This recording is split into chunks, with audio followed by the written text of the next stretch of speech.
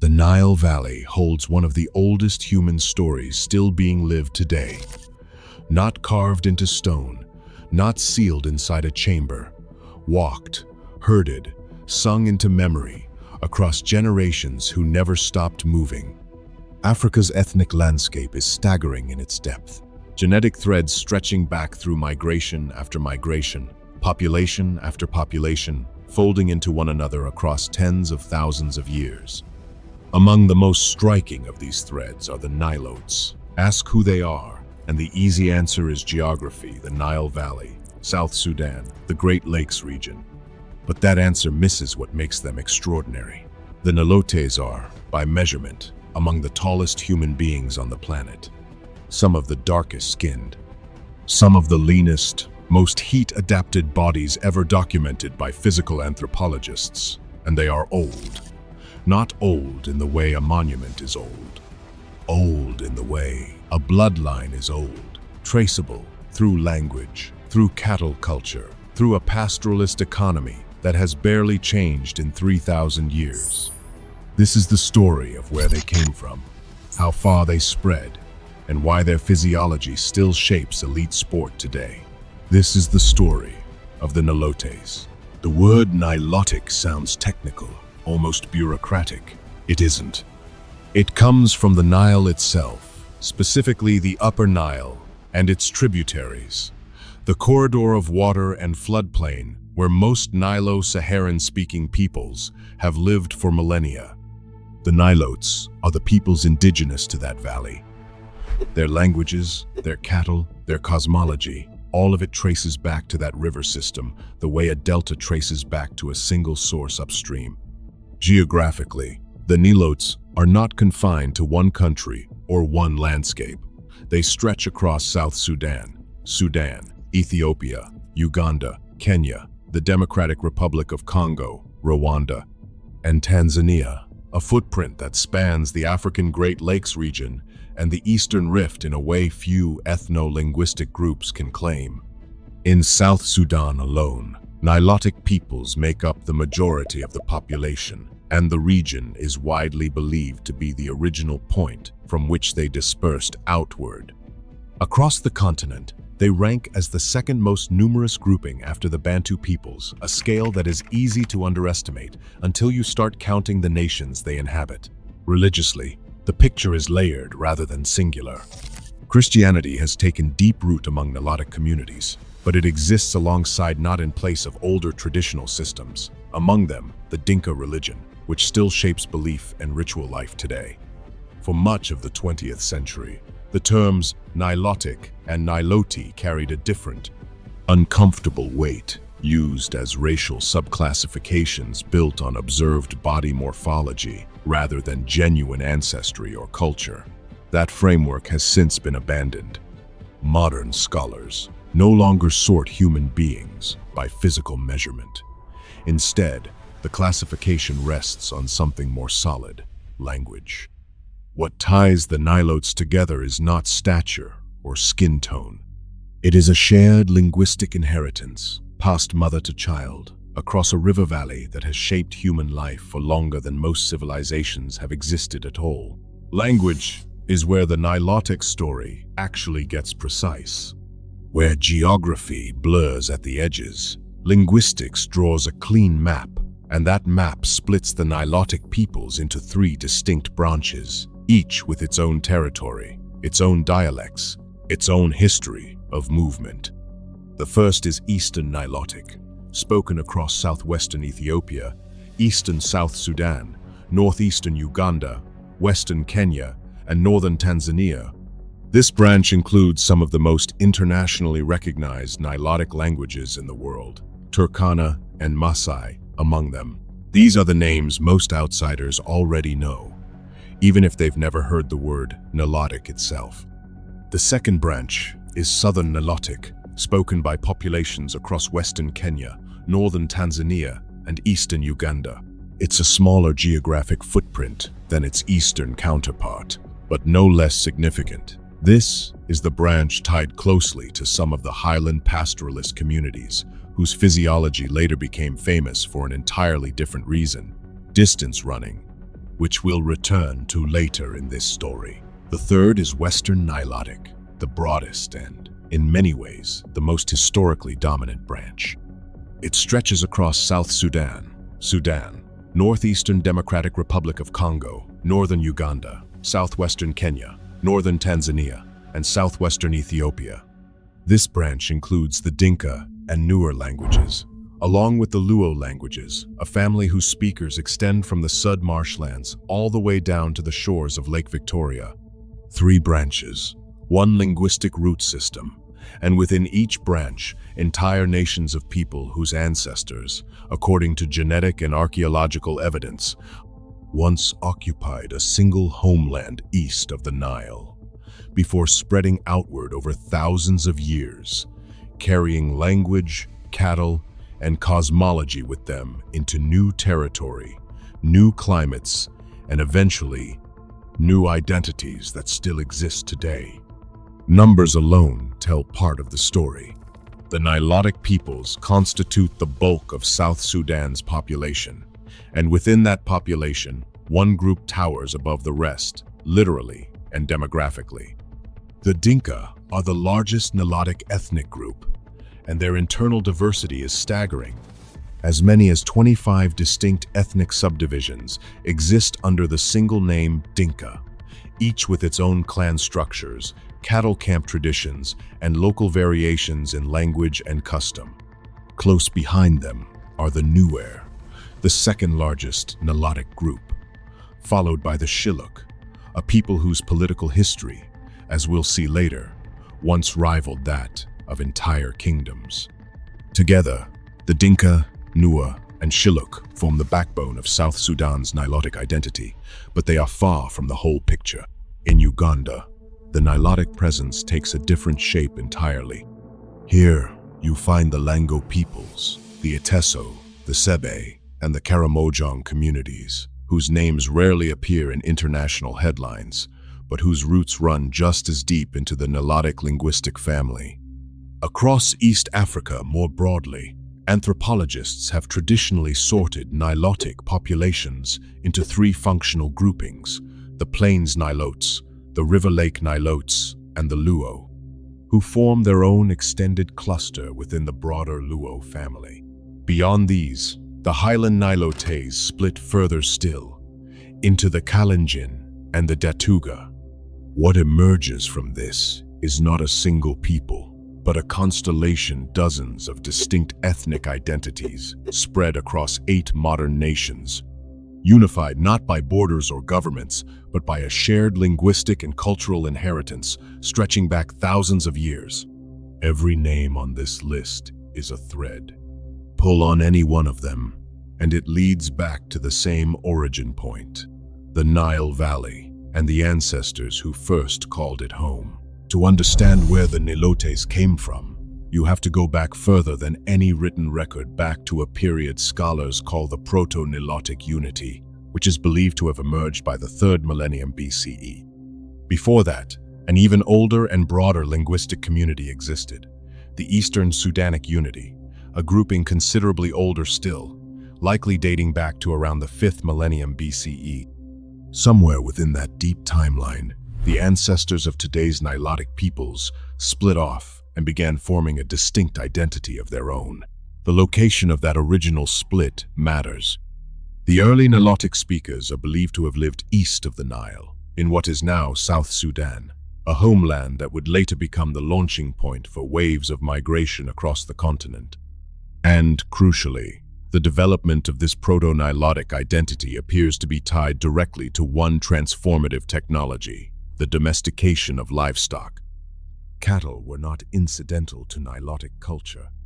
They were foundational to it, present at the very moment this ethno-linguistic group first came into being. This mattered because of what surrounded them. The Proto-Nilotes practiced pastoralism, while their neighbors, the Proto-Central Sudanic peoples, were largely agriculturalists. 2 adjacent populations, 2 fundamentally different economic strategies, occupying the same broad region. Archaeology backs this timeline up with physical evidence. At a site called Kadero, roughly 48 kilometers north of Khartoum in Sudan. Researchers uncovered remains dating to around 3000 BCE, a culture built around cattle pastoralism, alongside skeletal remains showing sub-Saharan African phenotypes. Kadero also yielded evidence of animal domestication, early art, long-distance trade, seed cultivation, and fish consumption. A surprisingly complex economic picture for a population this ancient, and the ripple effects extend even further.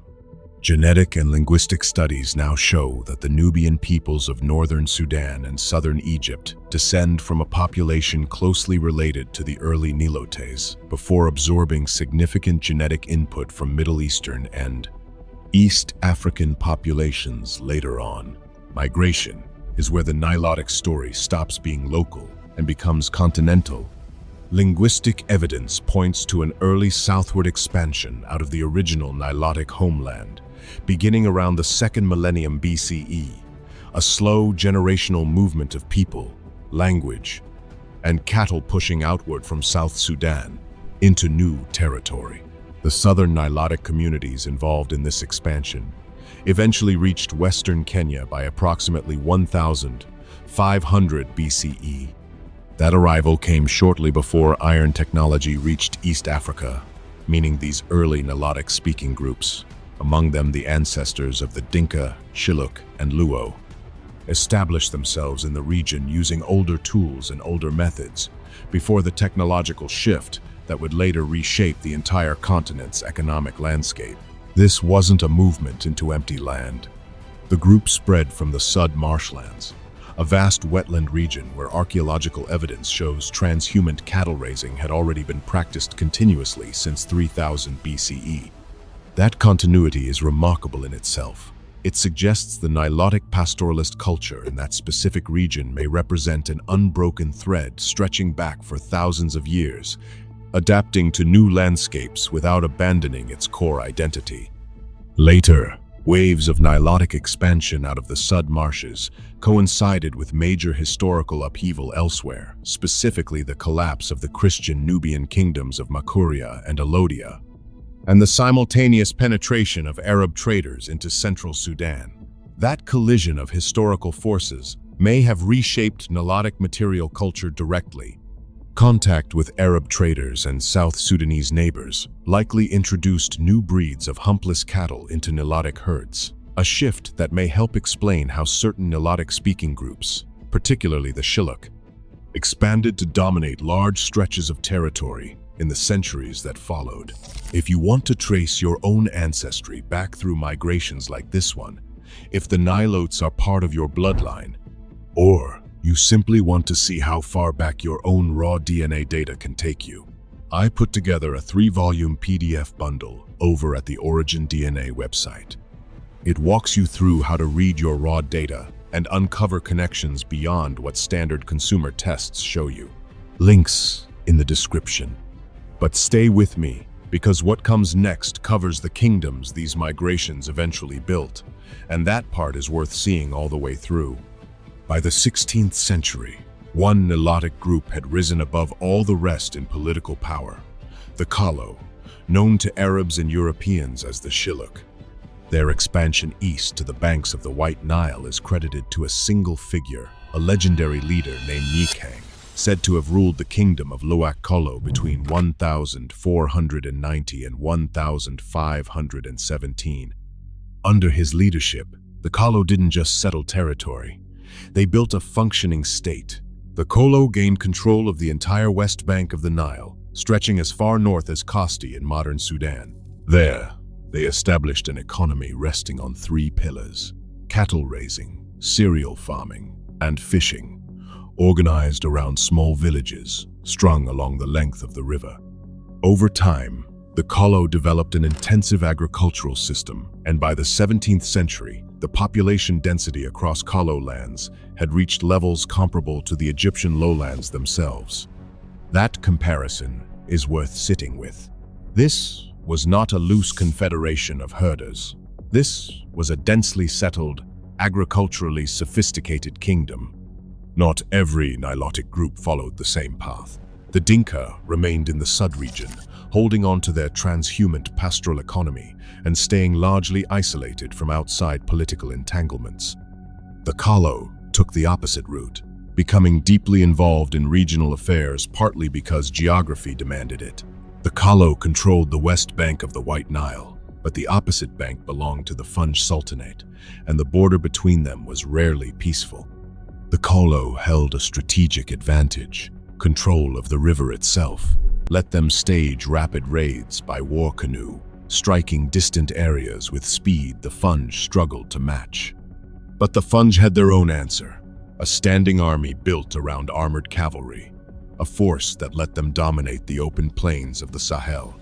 Two very different military systems, water against land, locked in recurring conflict along the same contested frontier for generations.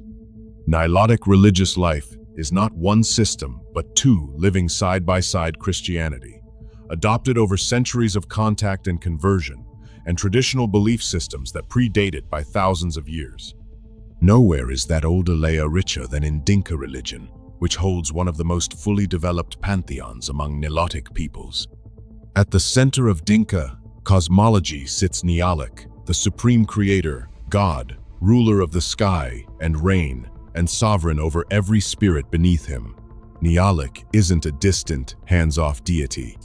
He is believed to be present within all of creation itself, actively shaping the destiny of every human being, every plant, every animal on Earth. Other Nilotic groups know this same figure by different names. The Nuer and Shilluk call him Jah or Jock, a linguistic variation that hints at a shared theological root running underneath multiple Nilotic traditions. Beneath Nialik, in the Dinka pantheon, is Deng, god of sky and rain and fertility, empowered directly by Nialik himself. Deng's mother is Ebook, the patron goddess of gardening and of women, traditionally represented in the form of a snake, an image loaded with fertility symbolism that recurs across many pastoralist religious systems worldwide. A third figure, Garang, occupies more contested ground. Some Dinka believe him to be a deity suppressed by Deng, a spirit whose presence is said to cause certain Dinka women, and occasionally men, to fall into involuntary screaming episodes. The Luo carry their own parallel tradition. In Luo mythology, the chief god is Ajuoga, generally regarded as benevolent and kind, though capable of anger when provoked. One recorded tradition holds that Ajuoga once answered a grieving mother's prayer by resurrecting her son, a story still passed down as evidence of the god's power and mercy. Physically, the Nilotes stand apart from almost every other population on Earth, and the data behind that claim is remarkably specific. Nilotic peoples are noted for exceptionally dark skin and tall, slender bodies, frequently marked by unusually long limbs, particularly in the lower segments of the forearms and calves. Anthropologists believe this isn't coincidence, it's adaptation. Longer limbs increase surface area relative to body mass, allowing the body to shed heat more efficiently, a physiological answer to a lifetime spent under equatorial sun. The numbers back up the reputation. Sudanese Nilotes are considered among the tallest people on Earth. A study by Roberts and Bainbridge in 1963 recorded an average height of 182.6 centimeters and an average weight of just 58.8 kilograms among a sample of Sudanese Shilluk, a height-to-weight ratio that reads almost impossibly lean by global standards. Facial structure follows its own regional pattern. Research by Nashan in 1975 found that the nasal profile most common among Nilotic populations is broad, with notably high nasal index values ranging from 86.9 to 92. Interestingly, lower nasal indices tend to appear among Nilotic groups further south, in the Great Lakes region among the Maasai. For example, a variation Nashan attributed to underlying genetic differences accumulated over generations of separation. Regional variation shows up in body size too. Nilotic populations in the Great Lakes region tend to run smaller in stature than their counterparts in Sudan. Campbell's 2006 measurements found agricultural Turkana populations in northern Kenya averaging 172 centimeters and 53.6 kilograms, while pastoral Turkana measured slightly taller at 174.9 centimeters and 53 kilograms. Henneberg's data adds another data point. Maasai populations in southern Kenya averaging 172.7 centimeters, with an extreme trunk-to-leg length ratio of 4 to 7.7, one of the most pronounced limb-to-torso proportions recorded in any human population on Earth. That extreme limb-to-torso ratio isn't just an anatomical curiosity. It may be the single biggest reason certain Nilotic populations now dominate one of the most competitive arenas in world sport: distance running. The connection runs directly through body morphology. Slim frames, slender legs, and disproportionately long lower limbs translate into what exercise scientists call exceptional running economy. The ability to cover ground while burning less energy per stride than almost any other body type on record. It's not talent in the abstract sense. It's physics, expressed through bone structure built over thousands of years of pastoralist life on the East African highlands. The data illustrating this dominance is striking. A 2006 study led by Pizzolatis surveyed 404 elite Kenyan distance runners and found that 76% of the athletes competing at international class level identified as belonging to the Kalenjin ethnic group, a Nilotic population from Kenya's Rift Valley highlands. Even more telling, 79% of the runners surveyed spoke a Nilotic language at all, regardless of specific ethnic identity. For a single linguistic family, representing a relatively small fraction of the world's population, that level of overrepresentation at the elite level of a global sport is almost impossible to explain through coincidence alone. Researchers have proposed a combination of factors: high-altitude upbringing, cultural traditions around running as transportation and herding, and the same heat-adaptive limb morphology that gives Nilotic peoples their distinctive tall, lean silhouette. Whatever the precise mixture of causes, the outcome is undeniable. On Olympic podiums and marathon finish lines around the world, the physical inheritance of an ancient Nile Valley people is still, quite literally, outrunning everyone else.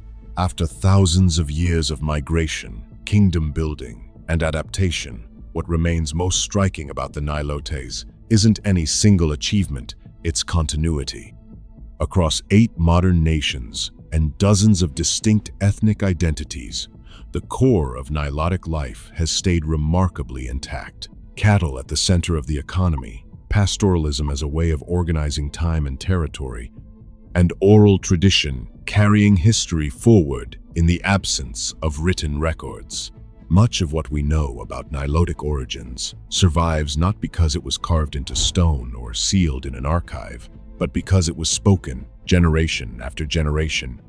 Around cattle camps and fires, genealogies, migration stories, and religious cosmologies passed down with enough fidelity that linguists and archaeologists can still trace their outlines today. That's a form of preservation. Modern civilization rarely credits properly. No monument required it, no institution protected it. It simply continued, carried by people who never stopped moving. The cattle raiding traditions of groups like the Dinka and Nuer, still practiced today in some communities, aren't relics of a vanished past. They're a living thread connecting directly back to the transhuman pastoralist economy first documented at Kadero nearly 5,000 years ago. The physical traits that make Nilotic runners dominant on the world stage are the same traits shaped by that same equatorial environment across that same unbroken span of time. Few populations on Earth can trace an economic and cultural identity back this far, while still practicing recognizable versions of it today. The Nilotes are not a historical footnote. They are a living lineage, one of the oldest continuously practiced ways of life left on the African continent, still unfolding in real time. From a homeland east of the Nile to the banks of the White Nile, from the Sudd marshlands to the highlands of Kenya, the Nilotes carried something rare across 4,000 years: an unbroken thread of language, cattle, and identity. They built kingdoms under leaders like Nikang. They developed a theology centered on Nilotic, Deng, and Abuk that still shapes belief today. They adapted, physically, to their environment so precisely that their bodies now dominate distance running on the world stage. What makes the Nilotic story remarkable isn't a single dramatic discovery. It's persistence, a people who never needed monuments to prove their history, because they carried it themselves, in language, in cattle, in the shape of their own bodies. Today, across South Sudan, Ethiopia, Uganda, Kenya, the Congo, Rwanda, and Tanzania, the Nilotes remain one of Africa's most numerous and least understood ethnolinguistic families. Ancient, adaptive, and still very much alive. The tallest people on Earth are not a mystery waiting to be solved. They are a living answer to a question most of the world never thought to ask. Thanks for watching this video, but before you go, don't let your DNA results just sit there unanswered. Tap the link on the description to download your ebook and find out what your raw data is hiding.